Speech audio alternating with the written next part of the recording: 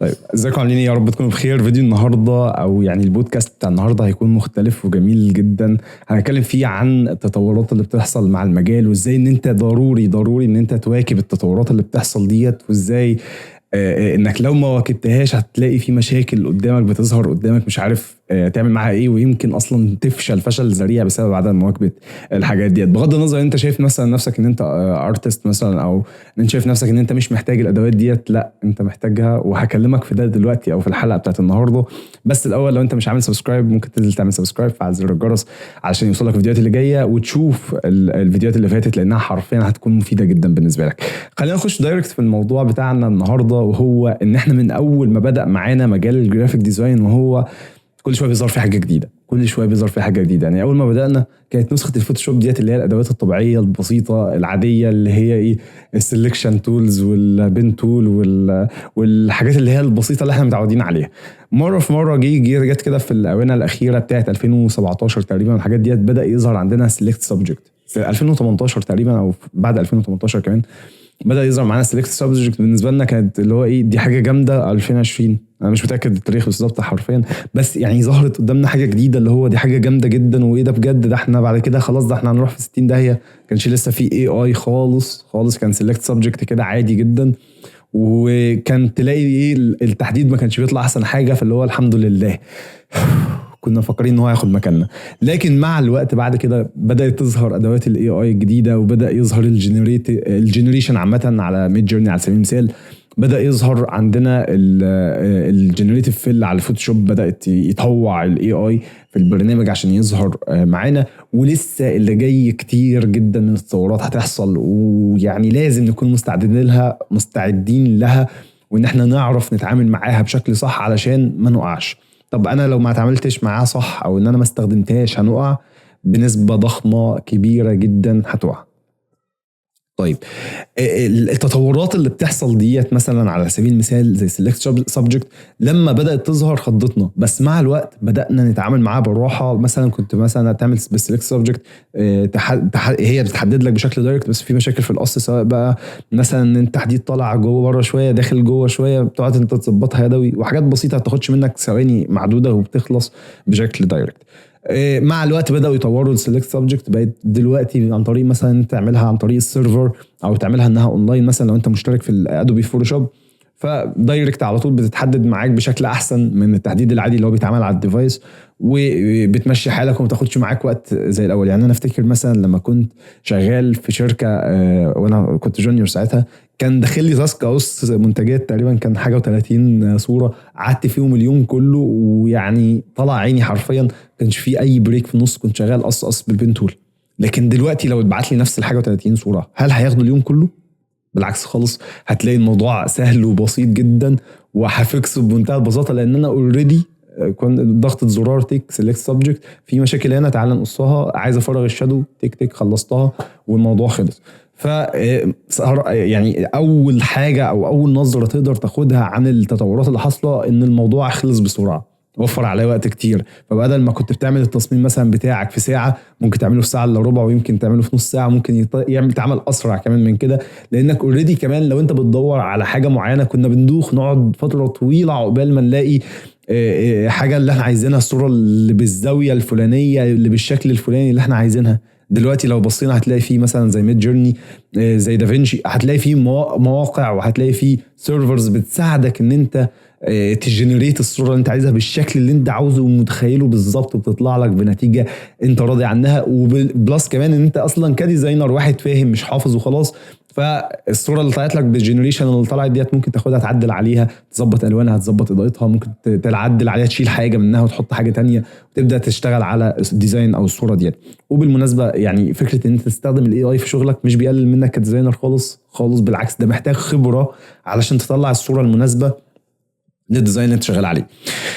تمام. فيعني لو بصينا فوفر علينا وقت، خلاك تعمل شغل بشكل اسرع، هي نفس المعنى، بس الاولى ان هو وفر عليك القص، وفر عليك ان انت تجيب الحاجه بالزاويه اللي انت عايزها بالشكل اللي انت عاوزه.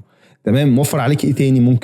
ممكن يكون وفر عليك كمان احنا قلنا جنريشن، وفر عليك كمان انت ممكن تخلص التصميم كله بمنتهى البساطه، ان انت تعمل جنريشن للتصميم كله وتجيب المنتج بتاعك اللي انت عايز تحطه بالجنريتيف فيل مثلا على سبيل المثال. دي فكره من الافكار.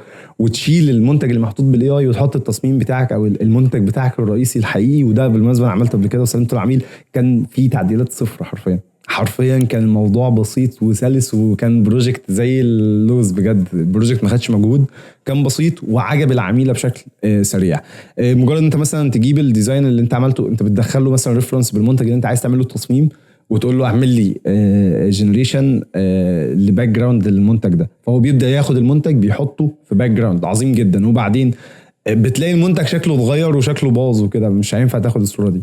بالفوتوشوب جنريتيف فيل بتيجي شايل المنتج خالص، وتجيب المنتج اللي انت حاطته له ريفرنس تقصه حطه في مكان المنتج اللي هو كان حاطه غلط ومبوظه ده، وتبدا تشتغل عليه وتظبط اضاءتك وشدواتك عليه وبس. انت عملت كده حاجه مخصوصه وجديده وجنريتد مخصوص للعميل. ده فكره من الافكار، ودي فكره متاحه اوريدي للموضوع ده.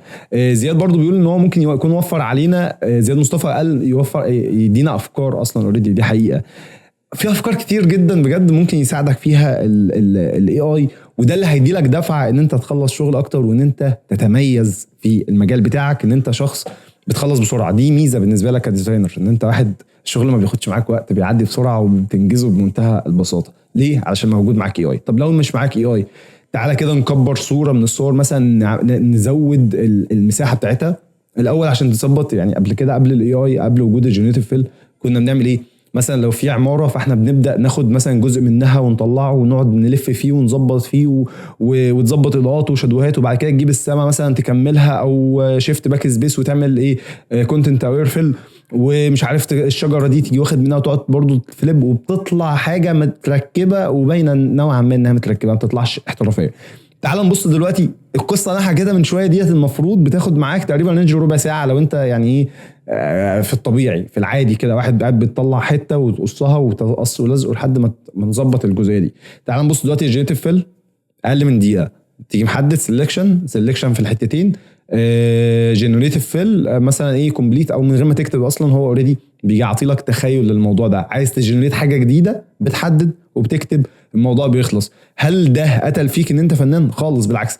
لو جبنا واحد مش ملوش علاقه اصلا بالمجال ومش دارس ولا عارف حاجه في الجرافيك ديزاين، وطلبنا منه اتفضل اعمل لنا جنريشن، او مش اعمل لنا جنريشن، اتفضل ركب لي، انت معاك الجينيريتيف فيل، انا عايز اشوف عصفوره واقفه على الشجره اللي في الصوره ديت، هيروح يحدد ويطلع لك عصفوره. بس هل تحديده في المكان المناسب هيطلع مظبوط؟ لا، هو هيحدد في اي حته بالمناسبه، هو ممكن يحدد لك اصلا جنب الجذع وتلاقي الديزاين نصه فاضي، فهو بوظ الديزاين بمعنى اصح. فانت كديزاينر ليك اهميه ولازال ليك استخدام في الديزاين ده، تمام؟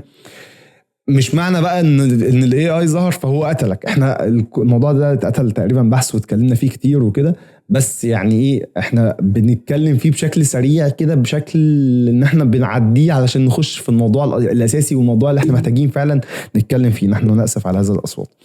فمن هنا تبدأ معاك قصة ان انت محتاج انك تواكب اللي بيحصل. لو سألتكم دلوقتي الناس اللي معايا دلوقتي موجودين في السيشن، لو ظهر برنامج جديد غير الفوتوشوب، والبرنامج ده فيه مميزات اكتر بكتير من اللي ادوبي مقدمها لك في الفوتوشوب، هتعرف تواكب البرنامج ده؟ هتقول لا انا متعود على الفوتوشوب، انا لو رحت البرنامج ده هبدا من الصفر، ويا ماما وانا خايف، ولا مش داخل فيه، انا بس بتاع فوتوشوب، انا ماليش دعوه.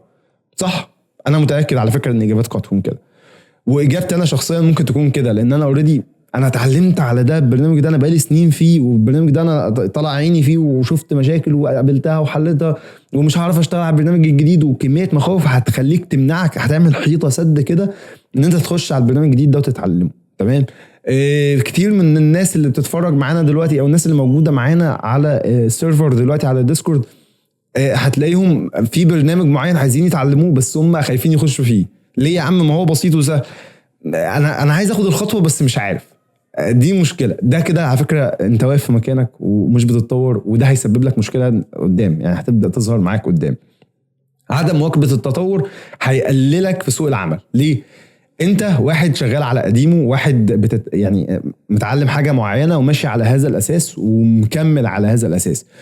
جنبك واحد تاني متطور قوي، بيستخدم الاي اي وبيستخدم الادوات الجديده كلها، بيطلع افكاره بيستخدمها، او بيساعد الاي اي بيساعده في الموضوع. فده بيخلص بسرعه، انت بتخلص بابطا، لان انت اوريدي بتقعد تفكر في الموضوع وتجيب الاليمنتس ده لو لقيتها اساسا وتبدا تركبها وتبدا القصه الكبيره دي كلها. ده علشان بيخلص بسرعه فيقدر يقلل سعره. انت لا، انت لسه في مكانك بسعرك الغالي، فانت اقل طلب. فسوق العمل بالنسبه لك المتغير اللي حاصل دلوقتي، طلع واحد مواكب ليه نزلك الارض. مع الوقت هتلاقي نفسك اصلا يعني زي شركه من الشركات اعلنت افلاسها، هنجيبوا سيرتها كمان شويه، هتلاقي نفسك مت خلاص، ما فيش حاجه زي كده. ميسره بتقول هو ممكن يكون في خوف في الاول بس بعد كده اكيد هيبقى عايز نجربه طالما هو هيقدم مميزات احسن، وبالتالي ده هينعكس على جوده الشغل. بالنسبه لك يا ميسره ان هو يخليكي يعني ان انت عايزه تخشي فيه، لو انت متمكنه جامد من برنامج معين وقعدتي فيه سنين طويله هتلاقي نفسك الموضوع يخوف، موضوع يقلقك، واللي هو بالظبط اللي عملته الشركه اللي احنا هنتكلم عنها كمان شويه، اللي هو لا انا متميز في ده، انا خايف اروح ده الاقي نفسي فاشل فيه. تمام، تفكيرك هيجي منحصر وهيقف عند حته معينه. لكن لو انت اصلا اوريدي طرحه الفكره دي، وعلى فكره السنين اللي جايه انا بقول لك في حاجات كتير جدا سواء باستخدام الاي اي او افكار تانية غير الاي اي هتظهر. كتر خيرهم الشركات اللي موجوده زي ادوبي والشركات اللي بتصنع البرامج او اللي بتنتج البرامج اللي احنا هنستخدمها ديت، بتحاول تطوع لنا احنا الديزاينرز الاي اي، لان هم في ايديهم ان هم يطوعوا الاي اي للكاستمرز بتوعنا، ساعتها هيموتوا الديزاينرز.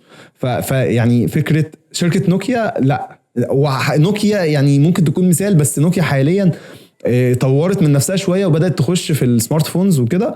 فيعني هم دول عرفوا لحقوا نفسهم بمعنى صح، بس لحقوا نفسهم متاخر شويه لان هم اوريدي كانوا ماتوا يعني.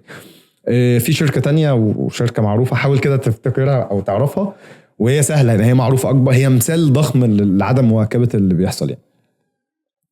فزي ما قلنا ان خلاص انت دلوقتي واحد لو ما واكبتش التطور هتلاقي سوق العمل واقع منك، لو ما واكبتش التطور هتلاقي الدنيا بسعرك غالي، الناس مش هتبقى حابه تشتغل معاك، فهتلاقي العملاء بتوعك بعدوا عنك، هتلاقي نفسك مش شغال، هتلاقي نفسك قاعد في مكانك وهتفضل يعني مش قاعد، ما فيش حاجه اسمها قاعد، انت بتطلع بتنزل، وهتلاقي نفسك بتنزل تدريجي لحد ما توصل للصفر خالص. ودي طبعا مشكله ضخمه جدا، ومشكله هتوديك في 60 دقيقه قدام. شركه كاميرا، ايوه بالظبط يا مينا راجي جابها دلوقتي، هنجيبوا سيرتها شركه كوداك في الاخر كده هنتكلم عنها بشكل سريع. فوصلنا لنقطة مهمة، ان انت دخلت في طور انك لازم تطور من نفسك باستمرار. التطور ده ممكن يكون عن طريق ادوات بتظهر، عن طريق مواقع بتستخدمها، عن طريق برامج ممكن تنقل منها. اعتمد على فكرة ان الفوتوشوب ده ممكن في اي لحظة خلاص ما يبقاش معاك، ممكن يبقى متطلبات سوق العمل مختلفة تماما. يعني متطلبات سوق العمل لو جينا بصينا عليها مثلا في الاول خالص كان بيطلب ديزاينر السوشيال ميديا ده يكون معاه برامج ايه؟ فوتوشوب، الستريتور، انديزاين، حاجه ثابته. دلوقتي ما بقوش بيطلبوا الانديزاين، فوتوشوب، الستريتور. بقوا بعد كده بدات الفتره اللي احنا فيها دلوقتي ديت بدا يطلب معاك كمان شويه باي برنامج يعمل لك ريلز، ان هو ان انت تعمل ريلز على السوشيال ميديا. قدام هتلاقي في تطورات تانية مطلوبة منك. انت دلوقتي كديزاينر سوشيال ميديا لو ما بتعرفش تعمل ريلز هيبقى طلبك اقل شويه. ما قلتش ان انت هتبقى ضايع، بس تعالى قدام جنب الريلز ده هيتطلب حاجات تانية، هيبدا يحولك اصلا لموشن جرافيك هو يعني انت بعد ما انت مجرد سوشيال ميديا علشان خاطر مثلا السوشيال ميديا بدات تدي ريتش اكتر للفيديوهات، فلا انا عايز كمان جنب الفيديو الصور اللي انت عاملها ديت عايز فيديوز تكون بتتحرك توصل لعملاء اكتر وتكسب الصفحه اللي انا شغال لها، لان هو هدفه تسويقي في الاول في الاخر. فانت لازم تحقق الهدف التسويقي، ملوش دعوه بقى انت لا انا شغال على صور خلاص مع السلامه هشوف واحد بتاع فيديوهات، انت فاهم؟ فلازم تتطور. خلاص انا قفلت السوشيال ميديا الدنيا تمام، يلا بينا نخش على الموشن، يلا نشوف الريلز دي بتتعمل ازاي واتعلمها. تمام، وان شاء الله باذن الله في القناه نعمل لكم حاجه للريلز يعني ان شاء الله. فتنافسك مع غيرك في السوق العمل كجرافيك ديزاينر لو ما طورتش هيروح في 60 دقيقه. ابداعك في المجال، فكره ان تكون شخص مبدع، شخص بيبتكر. طبعا التغذيه البصريه ده شيء اساسي عشان تعمل حاجه كويسه. مينا كاتب حاجه عشان بس ما ننساش، وانا اللي بحب الايديت والديزاين وعامل اني مش مشتت، واصلا دي حاجه مطلوبه، دي حاجه مطلوبه جدا على فكره. وعامه برضو المانيبيليشن بيبقى مطلوب في مجالات تانية برضو، يعني دي ميزه عندك. تمام، الميزه دي بتضيف لك، لكن عدم وجودها مش بيقلل منك في حاجه، بالعكس دي حاجه بتخليك مميز. فاهمني؟ نرجع تاني لموضوع فكره ان انت تكون شخص مبدع.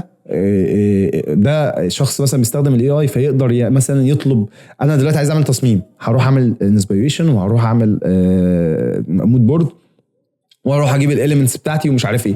لو خدنا نفس فيديو خطوات التصميم ورحنا طبقناها على واحد مثلا مش شغال بالاي اي، عقبال ما يروح يعمل انسبيريشن وعقبال ما يلاقي اصلا الحاجات المناسبه للديزاين اللي هو يشتغل عليه ويبدا يجمعها في مود بورد، ده عقبال ما يوصل للفكره، عقبال ما يجيب الاليمنتس اصلا ده لو لقاها في الزاويه المطلوبه عشان تطلع مظبوطه ما فيهاش اخطاء، وعقبال ما يشتغل عليها ويظبط ويكمل مثلا لو في صوره عايزه تتكمل.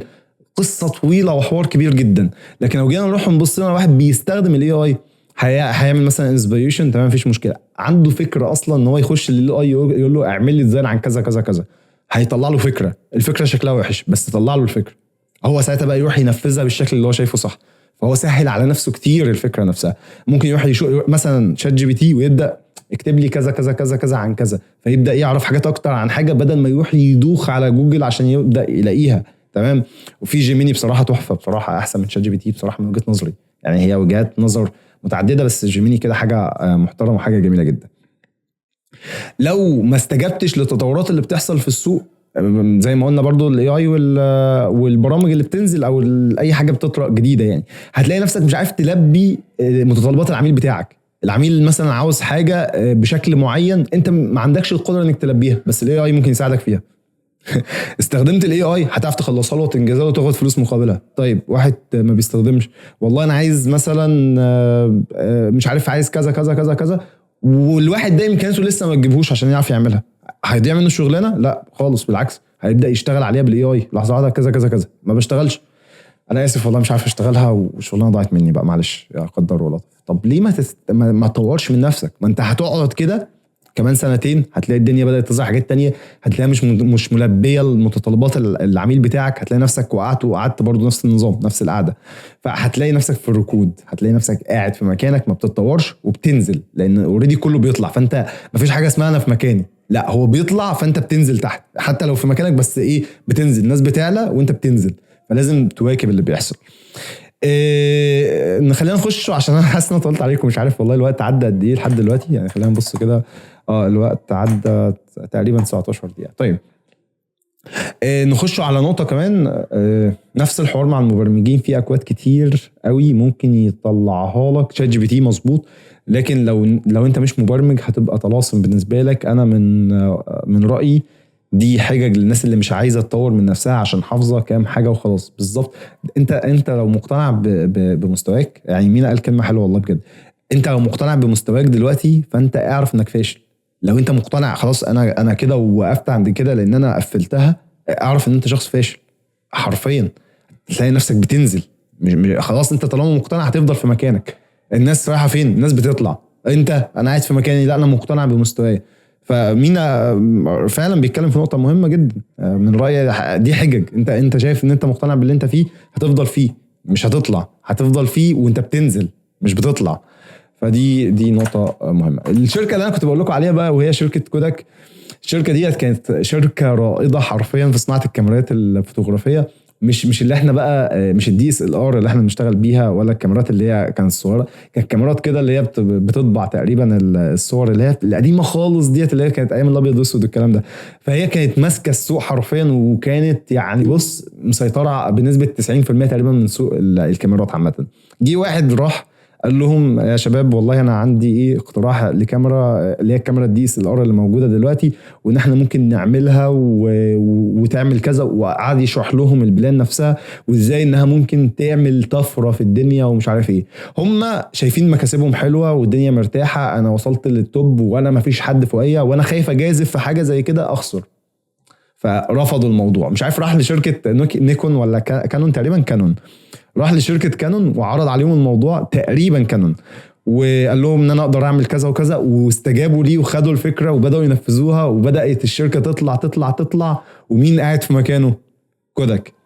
شركه كوداك قاعده في مكانها، فبدات تطلع الشركه تاخد من سوق من السوق نفسه بتاع الكاميرات، ودول ينزلوا حصتهم بتنزل لحد ما جم، يعني هقول لكم بالظبط التاريخ، تقريبا 2012 جم 2012 اعلنوا افلاسهم، الشركه اتقفلت خالص. طب انت لو كنت استجبت للراجل ده كنت هتفضل رائد للكاميرات لحد النهارده 2024 اهوت، كنت هتفضل ماسك الكاميرات وكنت هتفضل حاجه عاليه جدا وحاجه يعني كلمه يعني سبيوس باتس احنا كنا اتكلمنا، يعني لو كنا شفناها يعني بيقول لك من 1900 كام ولا 1800 ولا 1700 مش فاكر والله، رقم قديم جدا. دلوقتي لما بدأت تطلع للسوق لا هي لسه محافظه ان هي براند قديم، براند معروف. فكان زمان شركه كوداك دلوقتي ماسكه نفس السوق، نفس حصه السوق، ونفس التقدم الكبير جدا في السوق، لولا انها اصرت انها تفضل في مكانها، وانها ما تخشش في حاجه لسه مش عارفاها. فانت لما تلاقي اي تطور حاصل قدامك حاسس ان هو ممكن يضيف لك، خش اكتشفه. لقيته فعلا ممكن يكون حاجه اضافه ليك، اي حاجه ممكن تميزك خش فيها، انطلق فيها بجد حرفيا، خش دوس فيها، هتضيف معاك جدا وهتفرق معاك بشكل كبير جدا، وهتظبط لك الدنيا. إيه لو حد عنده اي سؤال مع بعضينا، احنا كده يعتبر ايه خلصنا الحمد لله. عجبني قوي مينا لما قال فكرة اللي هي المبرمجين، لان هي ديت اكتر حد او اكتر ناس اتأثرت بالموضوع، بس هم برضو عرفوا ان هم يوظفوا الاي اي معاهم، مش يخلوا الاي اي عدوهم. انا مش بتكلم النهارده عن الاي اي، انا بتكلم عن اي تطورات، اي برنامج ممكن يظهر مع الفترات اللي جايه، اي حاجه ممكن تحصل لازم تخش فيها وتنطلق وتتطور معاها. طب دلوقتي الفوتوشوب الجديد بفلوس والحاله الماديه بالسالب، نعمل ايه في الحاله دي؟ طيب الفوتوشوب الجديد اللي موجود دلوقتي هو شركه ادوبي عامله لك بسعر يمكن غالي بالنسبه للمصريين، بس في ناس محلات او في اشخاص موجودين على السوشيال ميديا او على الصفحات بتبدا تتحايل في الموضوع شويه، بان هم يعملوا مثلا لوكيشن مش عارف ايه، بيظبطوا بياخدوا عروض بطريقه ما، وفي نفس الوقت الاكونت الواحد ينفع الاثنين. فاول حاجه الاكونت ينفع الاثنين، فانت قسمت الدنيا بالنص تمام. ويعني بدل مثلا هي على سبيل المثال ب 400، فانت وصاحبك 202 200 و200، فانت دفعت 100 200 بس، وهو اوريدي عشان يجيب لك الخصم فهو جايب لك السعر 300، فانت دفعت 150، انت فاهم، بدل من 400. ففي تسهيلات موجوده، وال 150 دول بيجوا في تصميم يعتبر المفروض يعني، فمش هتكون بالنسبه لك ازمه كبيره عشان انت تاخد اكونت يساعدك في جنريتيف فيل وكده يعني. وهقول لك على حاجه يا مينا، هو عامه ربنا بيكرم يعني. ف يعني انا بصراحه لما اشتركت في ادوبي الحمد لله ربنا كرم وبعت لي يا عملاء جديده فالحمد لله حسيت ساعتها اللي هو طب ما الحلال حلو. انت فاهم. طب ماشي. زياد بيكتب تقريبا. لو حد عنده اي سؤال يا شباب يتفضل يكتب في الكومنتس. هو ممكن الاي اي يكون سهل لدرجه ان العميل يعمله بنفسه. هقول لك النقطه ديت، الاي اي هو سهل بس العميل ما عندوش الخبره اللي تساعده ان هو يعمل حاجه بالسهل ده. يعني اخره هيعمل ايه؟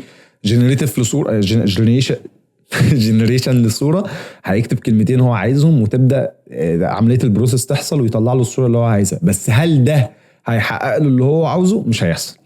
هل ده هيكون كافي ان هو ينزله ويكون ايدنتي ليه، او ان هو يعمل له حاجه فعلا حقيقيه تفيده في الصفحه بتاعته؟ مش هيحصل.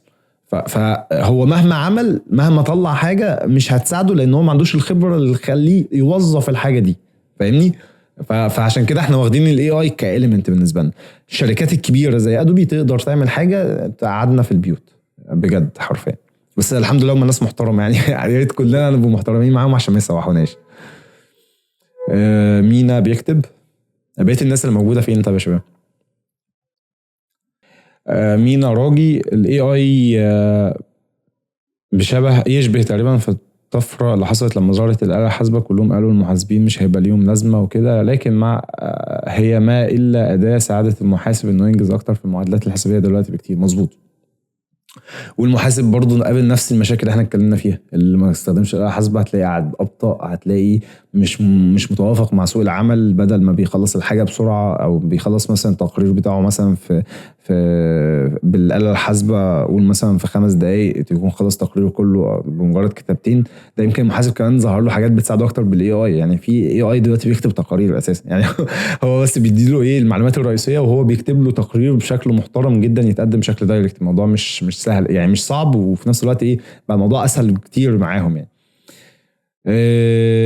في الاكسل بقى، الاكسل برضه نفس النظام، ما احنا جرافيك ديزاينرز دخلنا في الحسابات. يا شباب اخر كومنتين كده نقروهم من هالة. بسم الله الرحمن الرحيم. انا ابدا اتدرب على المواقع بتاعت الاي اي ولا اركز الاول في تعليم البرامج؟ ركز الاول في تعليم الجرافيك. اتعلمي الاول الجرافيك بعد كده استخدميها، لان انت لو استخدمتي بشكل دايركت البرامج بتاعه الاي اي هتبقى عامله زي العميل اللي بياخد الصوره من الاي اي، ما عندكيش الخبره اللي تخليه توظفي الديزاين بتاع الاي اي في العمليه بتاعه التسويقيه، مثلا شغال السوشيال ميديا او في اي حاجه تانية. علي الغزالي، يا ريت تعمل حلقه عن ازاي نستخدم البروموت. ان شاء الله، ان شاء الله بجد حقيقي. كده كده بص، يعني بعد العيد، بما ان ان شاء الله الحلقه دي هتتذاع بعد العيد، ف دي حاجه مفروغ منها. انا هخش لكم في حاجات ما حدش دخل فيها قبل كده بجد، هواكب لكم التطورات اللي هم برضو موجودين على اليوتيوب راسين على نفس الستايل، اللي بيعمل نقد التصميمات واللي بيتكلم بيعمل تصميم جديد، وتعالوا شوف الفيجوال ده بيتعمل ازاي، وتعالوا شوف الفكره دي بتتعمل ازاي. ولا هنطلع بره التحجر التفكيري والمعرفي ده، نخش في افكار جديده ان شاء الله. وخلينا نختم الحلقه. مبسوط جدا بيكم النهارده بجد، حلقه لذيذه جدا، واشوفكم على خير ان شاء الله في الحلقات اللي جايه. السلام عليكم ورحمه الله وبركاته.